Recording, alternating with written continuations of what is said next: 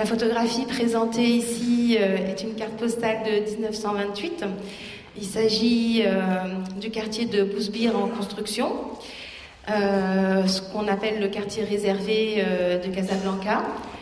Son nom de Bousbir est la déformation marocaine de Prosper Ferrieux, Prosper qui est devenu Bousbir, qui était un spéculateur immobilier, le terrain sur lequel on a construit ce nouveau quartier. Donc à partir de 1920, ce quartier, appelé aussi la nouvelle ville indigène, est situé dans le quartier du Houbous à Casablanca. Et ce quartier avait la particularité d'être assigné à l'armée française, réservé à la prostitution et à l'exploitation de jeunes marocaines qui entrent jeunes en tout cas, mais qui finissent par créer un réseau, on va dire, matriarcal de femmes. Petit à petit, ce quartier deviendra un lieu privilégié pour les touristes et même un lieu incontournable pour les personnes qui seraient de passage à Casablanca. Donc, pour resituer un peu le contexte, cette photographie fut prise par Marcelin Flandrin. Marcelin Flandrin est un photographe né en Algérie à la fin du 19e, 1889, et restera à Casablanca. Il mourra en 1957. Il s'installe au Maroc en 1901 et va intégrer l'armée tout d'abord au service des photographies, où il va pouvoir commencer ce qu'on appelle les photographies aériennes. Ce sera le premier photographe à faire de la photographie aérienne au Maroc. Il va évidemment éditer plusieurs ouvrages et pour ce qui nous intéresse ici, qui est la carte postale, il va être le plus grand éditeur de cartes postales, en tout cas au Maroc. Et donc, du coup, c'est lui qui a surtout documenté ce quartier Bousbir durant plusieurs années. Donc, ces photographies, évidemment, pour la plupart, sont des photographies érotiques.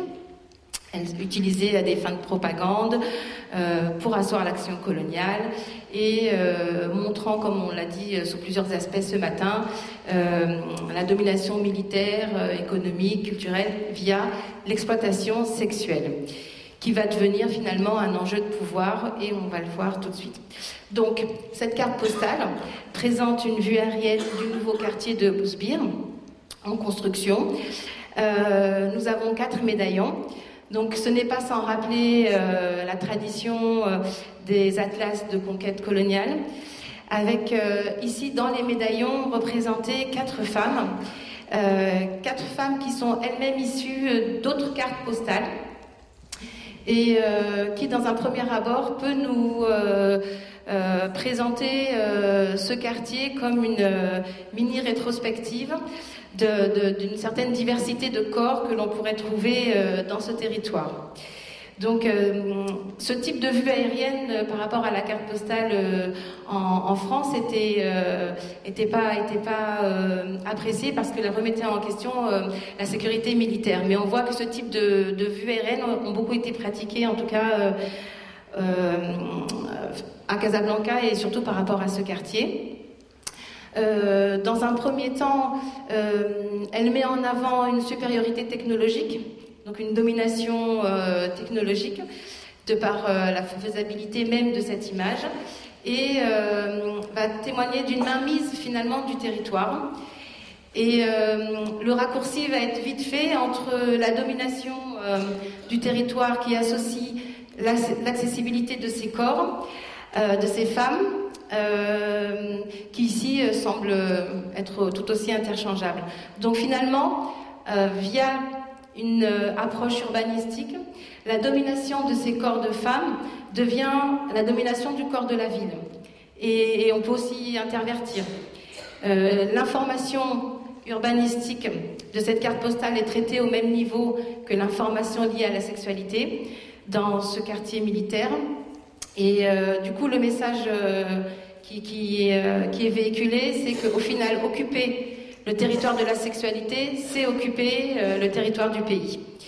Donc, pour moi, ici, il y a un enjeu important de cette articulation domination militaire, politique, avec la domination du territoire, de l'intime et territoire de la sexualité. Du coup, cette carte postale, elle m'interroge sur le support même de la carte postale, sa nature et sa stratégie, à savoir est-ce que c'est le simple fait de faire des photographies de ce quartier qui persécute, ou c'est le fait que ce soit diffusé sur de la carte postale, avec évidemment les fins qu'on connaît, propagande, communication, tous les objets de diffusion, création de désir et production d'imaginaire. Donc je compare ce travail avec le travail qui a été réalisé par une autre photographe qui s'appelle Denise Belon.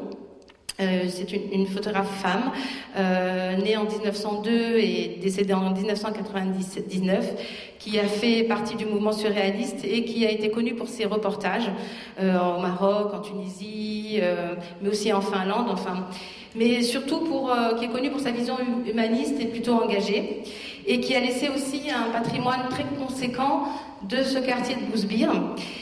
Et dans ses photographies, elle m'offre un autre regard par rapport à ces prostituées, puisque ces prostituées, pour la plupart, sont habillées.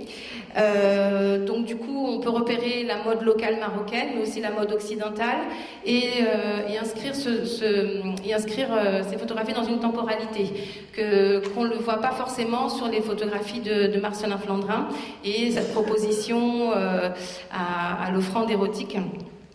Ça, c'est la première des choses. Ces prostituées nous sont restituées dans leur quotidienneté, avec chacune une singularité, c'est-à-dire pour certaines une pudeur dans le regard, pour d'autres ça pourrait être un regard aussi frontal, des gestes d'affection pour les camarades. Et du coup, avec les photographies de Denise Belon, on a affaire d'abord à des femmes qui ont des histoires et à des individus, et autrement dit à des sujets que je ne retrouve pas dans les photographies liées à la carte postale, qui présentent ces femmes plutôt comme des objets, évidemment objets de désir et de conquête, de trophées de guerre, on l'a dit tout à l'heure, avec les têtes qui seraient mise en avant, et qui offre la permissivité et l'appropriation de tous ces corps à toutes ces personnes qui ne sont pas encore arrivées sur le territoire marocain. Donc pourquoi avoir fait cette comparaison? Parce que en tant qu'artiste, le problème se pose pour moi en ce qui concerne l'archive et la nature de l'archive dans la construction identitaire et dans la construction de la mémoire. Dans mon travail artistique, on est sur comment constituer un patrimoine, puisque là, je parle de l'intérieur. Tout à l'heure, ce matin, on a évoqué est-ce que ça faisait sens dans les gens qui habitent le pays, ou en tout cas qui sont en Afrique, de quel sens ça a pour eux, ce type de recherche. Mais quand on est dans la construction de la mémoire et qu'on n'a pas de patrimoine, on n'a pas de visuel, on n'a rien, et que les seuls éléments avec lesquels nous sommes obligés de travailler, ce sont les archives que nous trouvons sur place, et que les rares archives que nous trouvons sont essentiellement celles de la carte postale. Du coup, il y a une vraie complexité à résoudre pour s'approprier de tels documents dont on sait qu'elles portent le conflit, dont on sait que ces visages de femmes sont des visages de femmes qu'on reconnaît dans la rue, puisqu'il y a beaucoup de femmes qui ressemblent à ces femmes dénudées. C'est des archives qui réduisent l'identité de l'autre, le fantasme, l'obscénité, on a dit tout ça ce matin, et finalement qui réduisent l'altérité, l'autre, à ce territoire de la sexualité. Donc, pour toutes ces questions, c'était important de reconsidérer le support de la carte postale en tant que tel, et l'imaginaire que le support de la carte postale peut véhiculer dans cette constitution de la mémoire, et quel type de comportement finalement elle peut induire. En tant qu'artiste, il y a plusieurs pistes que moi j'ai prises dans mon travail, à commencer par à poser sur ces cartes postales une réécriture personnelle à base de trames de vulve ou de trames d'utérus,